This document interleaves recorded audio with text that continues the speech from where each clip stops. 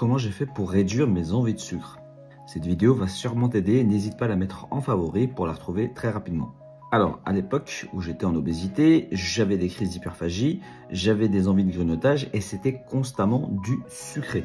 D'ailleurs, à cette époque-là, je pensais que j'étais addict au sucre, alors que les addictions au sucre, ça n'existe pas. Comment j'ai fait pour réduire mes envies de sucre et faire en sorte que je m'en apporte tranquillement sans que ça déborde? D'abord, la première des choses, c'était que j'ai dû comprendre pourquoi j'avais des envies de sucre. Ça, c'est hyper important, c'est la base du processus. Alors, il y a plusieurs raisons qui peuvent pousser une personne à avoir des envies de sucre.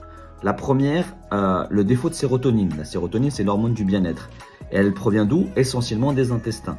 Donc, plus vous avez un défaut de sérotonine, plus vous avez des envies, surtout de produits sucrés, pour vous apporter votre bien-être nécessaire quotidien que vous n'arrivez pas à apporter via cette hormone-là. Une autre chose que j'ai constatée, c'est le manque de sommeil. Ça aussi, ça m'a déstructuré. Ça m'a donné plus envie de manger gras et surtout sucré. J'ai aussi constaté que certaines carences en vitamines et en minéraux pouvaient me pousser à avoir plus envie de sucré par moment.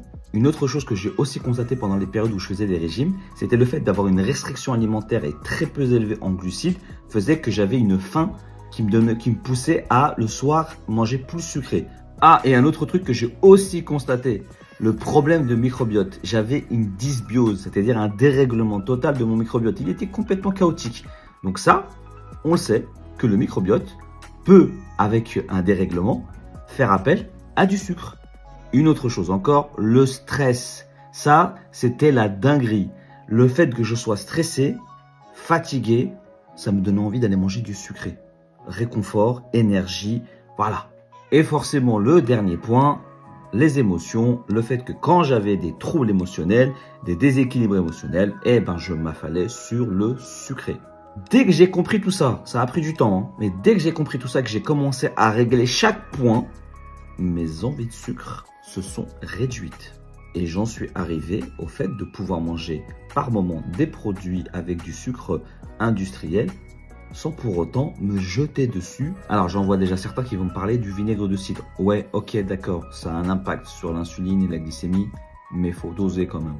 On passe pas sa vie à boire du vinaigre de cidre pour chaque repas. Enfin, à un moment donné, il faut quand même arrêter. Donc, je vois bien passer des produits, trucs et astuces, l'histoire de la volonté. Ok, pas de souci. Mais à un moment donné, s'il y a des trucs physiologiques qui font que le sucre est la première des choses que votre corps appelle, vous pourrez avoir la volonté du monde, et à un moment donné, ça risque de revenir. Donc, il serait bien de réfléchir à trouver une solution durable, donc de soigner tous les points.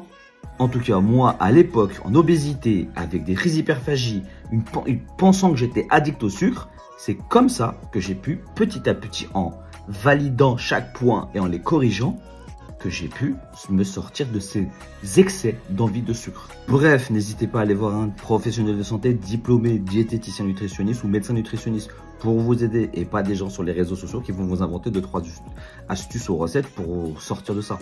Non, en fait là, il faut vraiment agir de façon durable. En tout cas, moi, ça m'a réussi, j'ai perdu plus de 100 kilos, il y a 8 ans de cela, je suis plus tombé dans l'obésité, ça se passe très bien avec mon rapport au sucre, je ne l'ai pas interdit, j'en consomme de temps en temps et je me sens très bien et je suis en très bonne santé. N'hésitez pas en commentaire à me partager vos points de vue, vos avis, vos vécus. Et moi, d'ici là, je vous dis prenez soin de vous et à la prochaine.